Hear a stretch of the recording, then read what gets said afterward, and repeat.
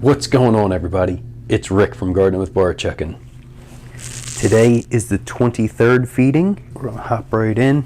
The last feeding was watermelon right here in the middle, and it was frozen.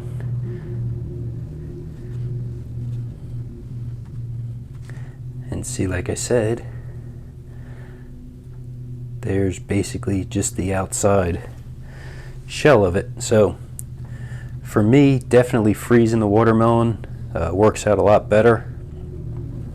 And then this paper is pretty much done, so I'm going to just stick this in the feeding area. Some of the mites, little brown spots. I'm guessing that's like a shell because none of them are moving. Here's that potato.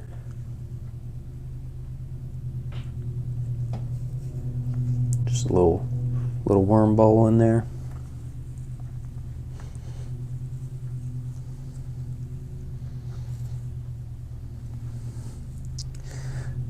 There's another piece of potato, and I think it was a banana that was loaded with the mites, but I'm not seeing it. Maybe as I continue to go through it.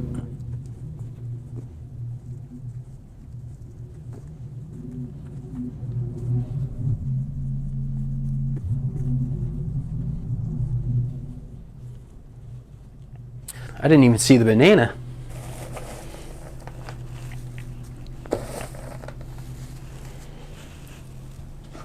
Go ahead and add them a little bedding. This is going to be a little wetter feeding.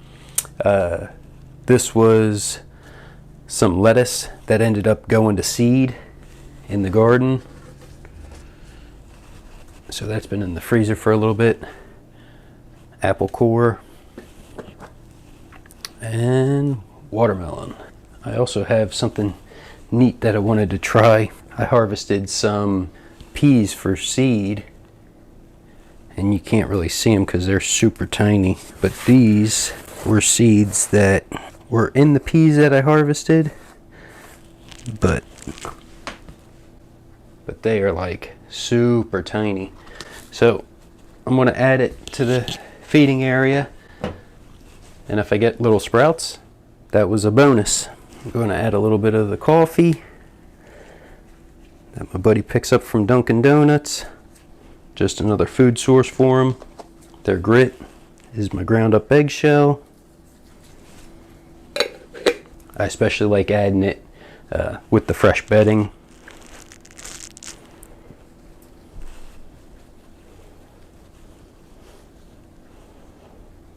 Then last but not least, I like to add a little worm chow also. Just another food source for the worms. As that food continues to thaw out, they can go after that worm chow and then attack that food once the microbes start helping to break it down and the worms are ready to go after it.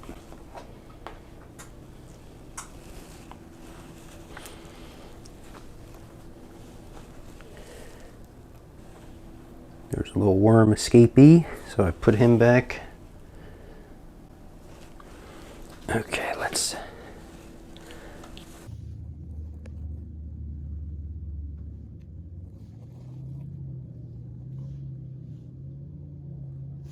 Yeah, so not a ton of worms underneath, but still a good amount.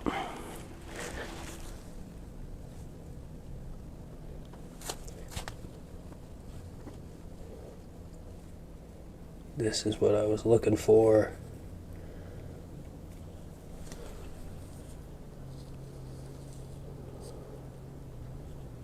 Ooh.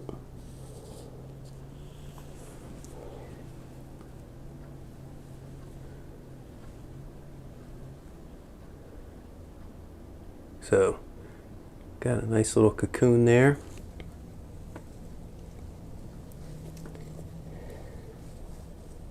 Now this down here is nice and moist. I guess, you know, the food, the drippings keep coming down here.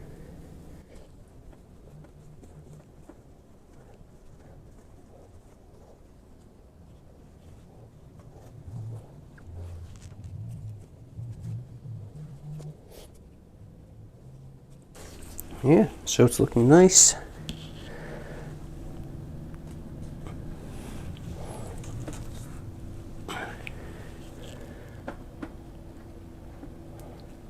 So that's kind of neat to see. See, I got a couple little wet spots, so moisture's coming down.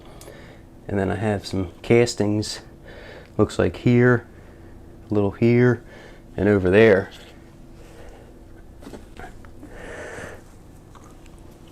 I definitely plan on that middle tray, as Patrick calls it, the pre-harvest tray.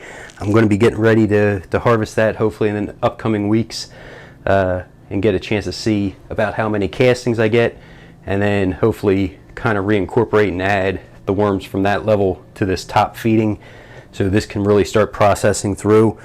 You know, this has a bunch of material still that needs to be broke down in it. Adding those extra worms up top here I think will really help with that process. Don't forget, if you guys have any questions, drop them down in the comments. This tower has quickly become one of my favorite bins for the worms. Thanks for coming along, checking out the video. Everybody have a great day.